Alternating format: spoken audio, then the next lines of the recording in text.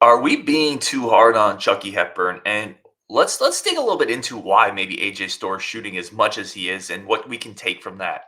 Locked on Badgers, let's go. You are Locked On Badgers, your daily podcast on the Wisconsin Badgers. Part of the Locked On Podcast Network, your team every day. What is going on, Badger fans? Welcome to Locked On Badgers, your team every single day. Really do appreciate you tuning in. Can't say thank you enough to all the everydayers who are here every single day. Today's episode is brought to you by FanDuel. Make every moment more. Right now, new customers can bet $5 and get $200 in bonus bets guaranteed. Visit FanDuel.com/lockedon to get started.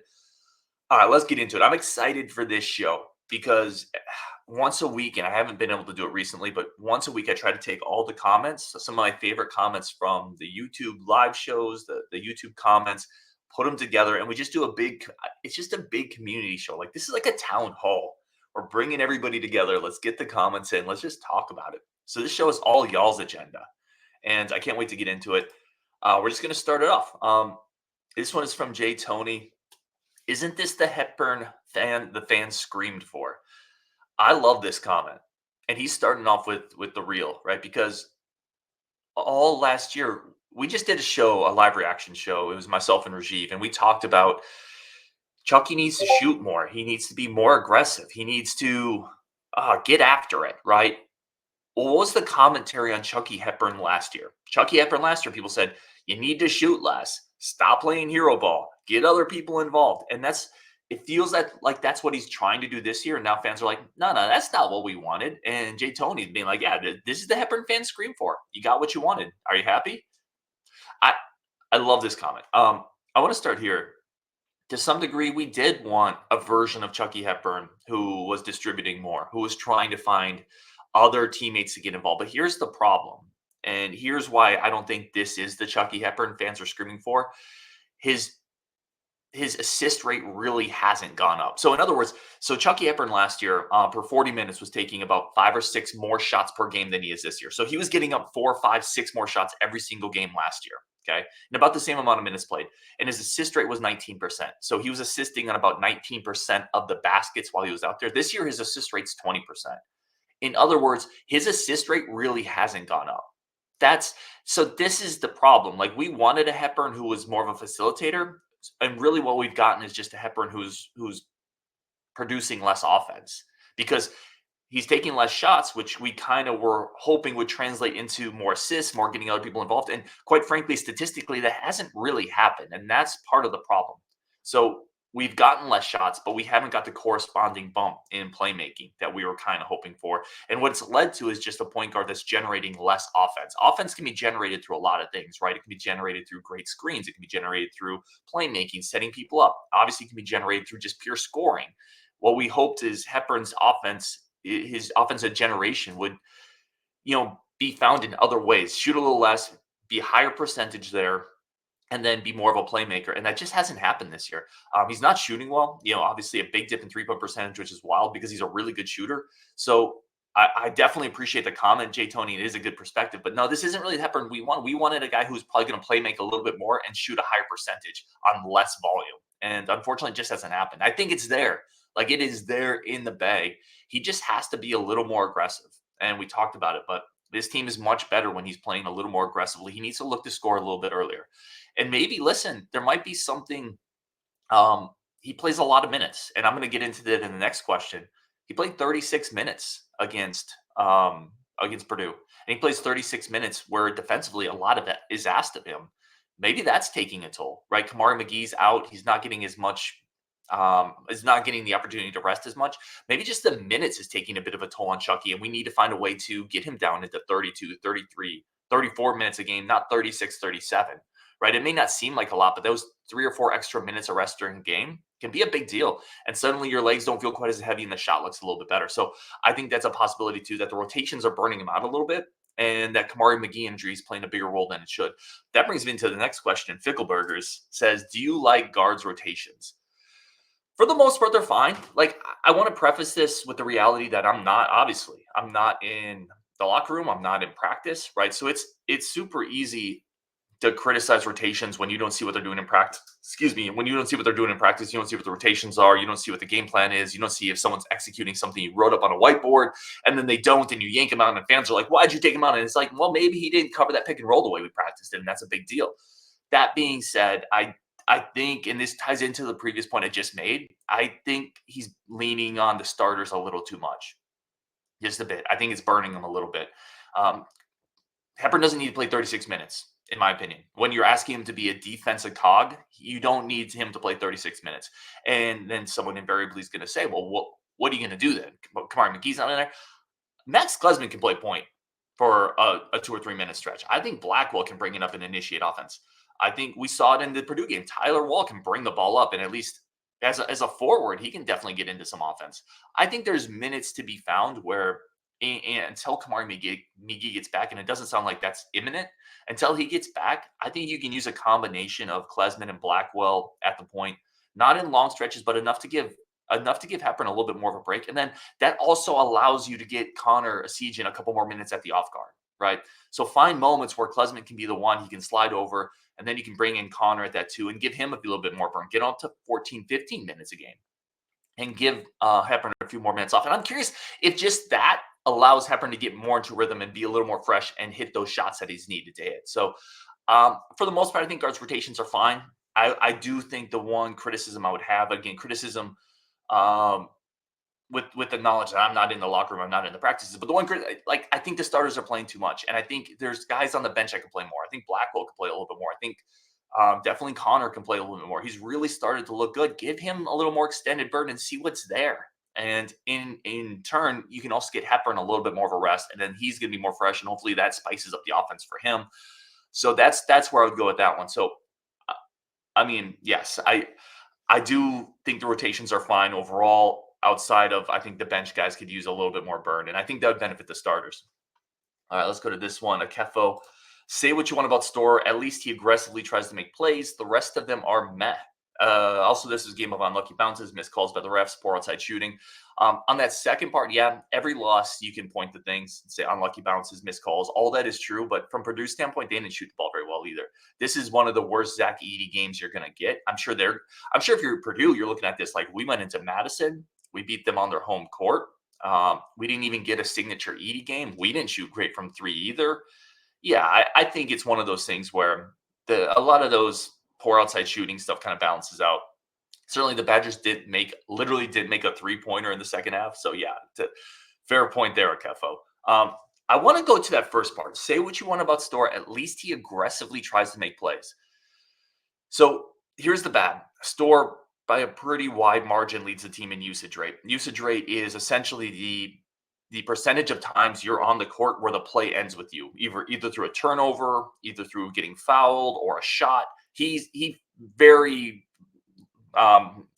clearly leads the team in that. His usage rate is 32%. The next highest is Connor at 26, Blackwell at 22, Wahl at 21. Hepburn's usage rate is 15%. So Hepburn's usage rate is less than half of what Storr's is, right? So Storr leads the team in that category, and he's also 9th on the team in true shooting percentage. True shooting percentage calculating in free throws, 3-pointers, 2-pointers, and their varying impacts on the game. So he's shooting 9th on the team in true shooting percentage, and he leads the team in usage percentage. That's a problem. It's not all on Storr, right? Because he's part of an ecosystem here, but that is a problem. You can't have a guy who leads your team in usage also being one of your worst, from a metric standpoint, shooters. That just leads to obvious offensive inefficiencies, right? But I want to talk a little bit about why are all those shots and why is all that usage going to Storr? I don't think it's just him.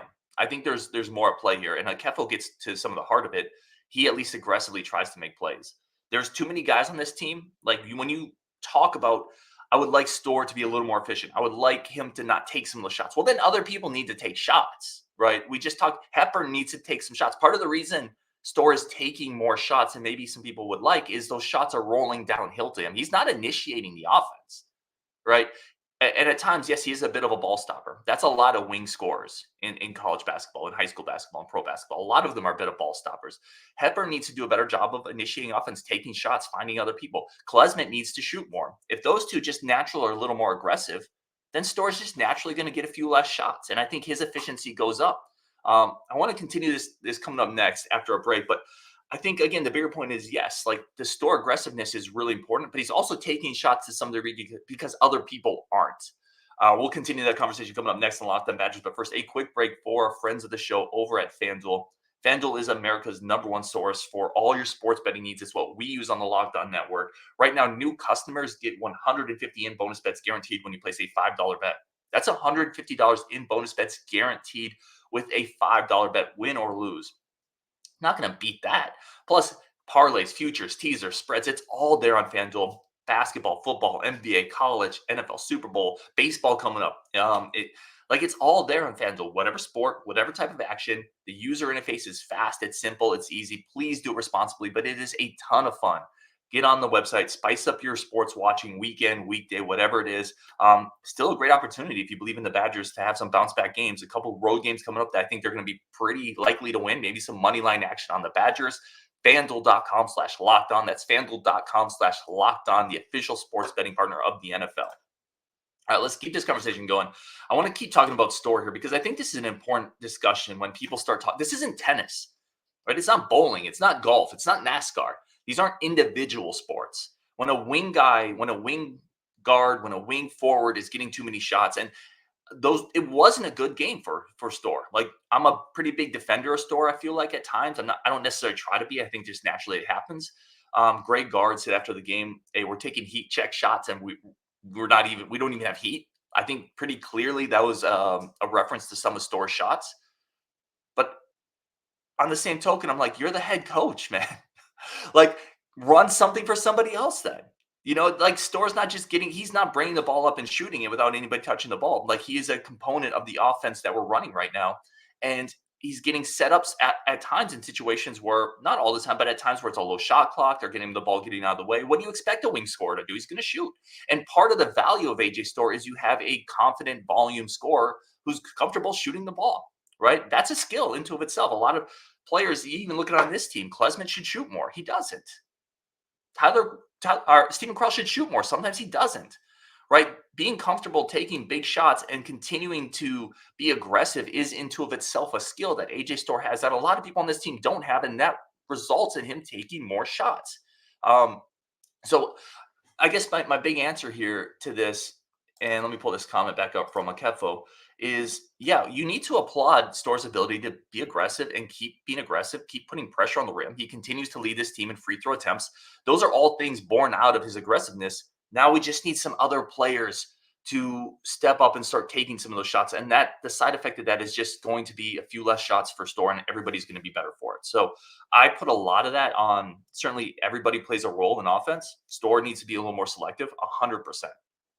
But the other guys need to take more shots and stop just giving it to Storr and saying, go to work. Greg Gard needs to do a better job of scheming up stuff for Chucky Hepburn and Klesmit early to get them going, right? So I think all of those things, when people just say, Storr, stop taking all the shots. I think you need to look at the bigger offense and say, well, the offense isn't working the way it should if Storr is the one ending up with all these shots. All right, let's go to James. I love the optimism on this one, James. Let's go. James says if they play like this in the NCAA tournament, they can make the Final Four. That's a super interesting take, right? Because we just got done losing 2 games, Nebraska on the road, Purdue at home. And I feel like a lot of people are really pessimistic, really down. James is coming at this and saying, listen, I don't mean to extrapolate kind of what you're saying, but I think James is looking at this saying, hey, that was an overtime loss to a team that is really good at home. And then you just kind of went toe-to-toe with Purdue. And if you can, that's a different way of looking at this. If you can kind of go toe-to-toe with Purdue, you can get, if you get the right matchups, that's super important in March, especially for this team, because this is not a perfect team by any stretch. But if you get the right matchups and you play with the energy level and the effort and just shoot a little better that you did against Purdue, listen, there's a run there. I don't even think you need to squint to see it. I think there's an absolute chance for a run there. Final Four would be surprising to me. I've said that before.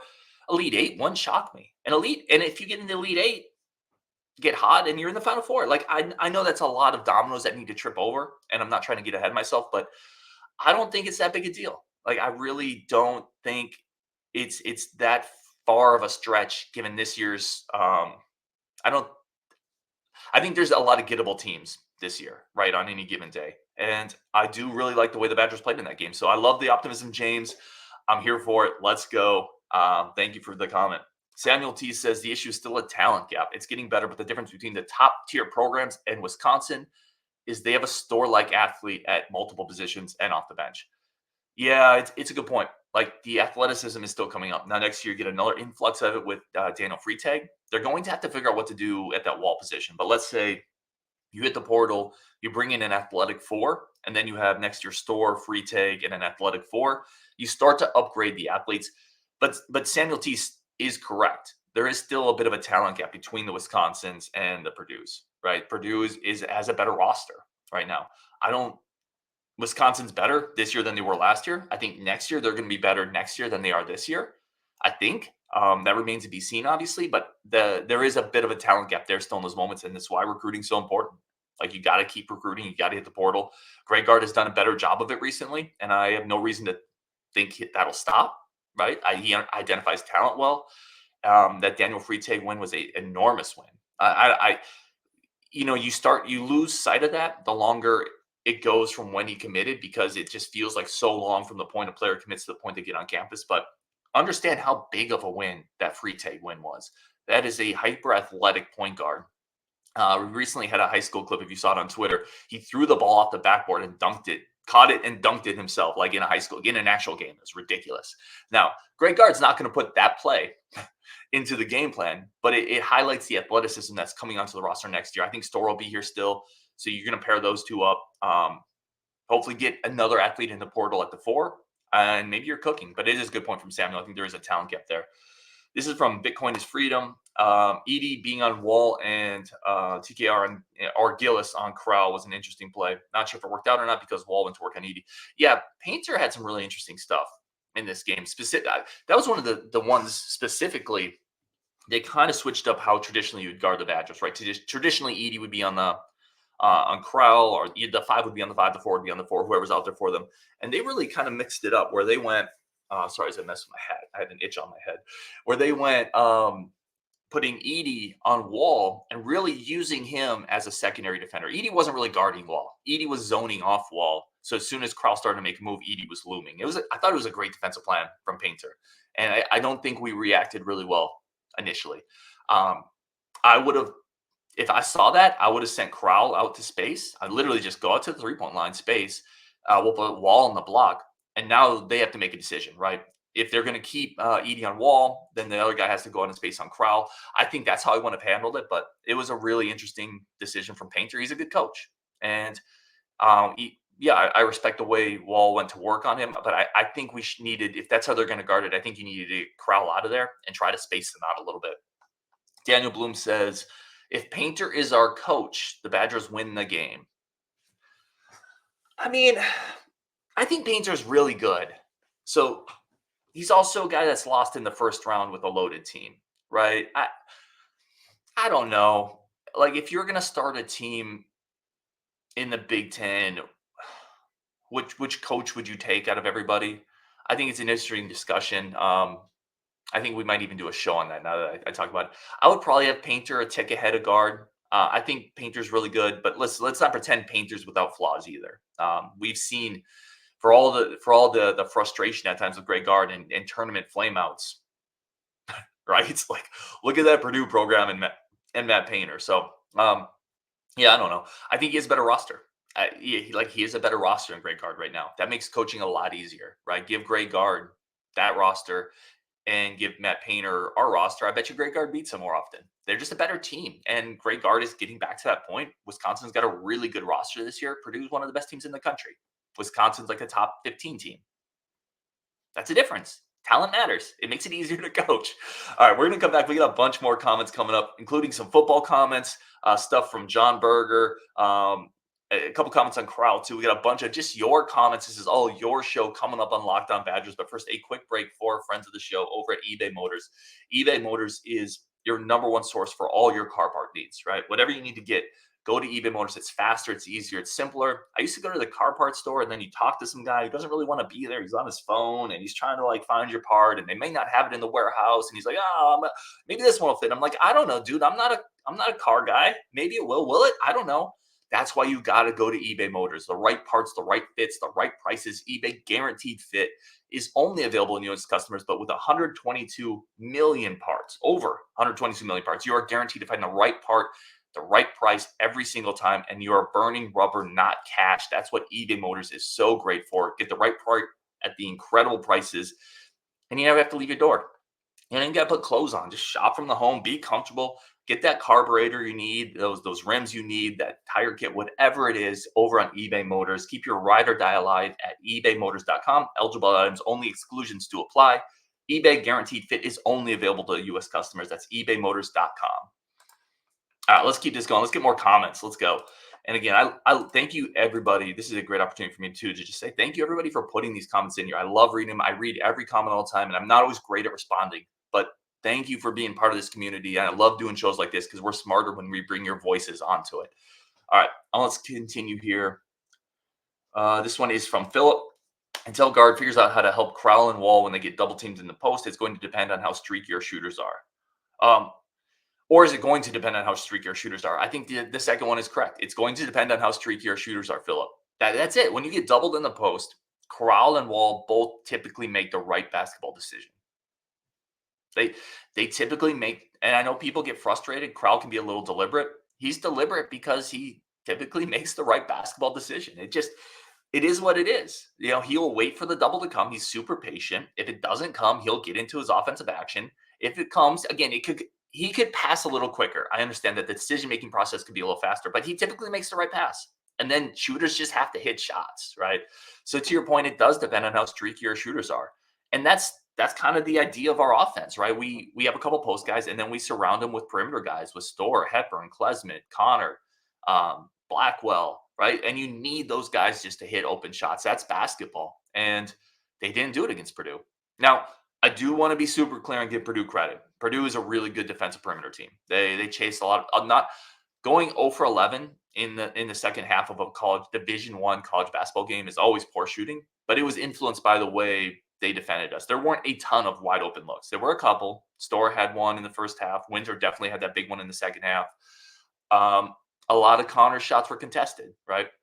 Or super deep. Most of AJ Storr's threes were contested. So give Purdue some credit, but yeah, I think it depends on how streaky your shooters are, unfortunately.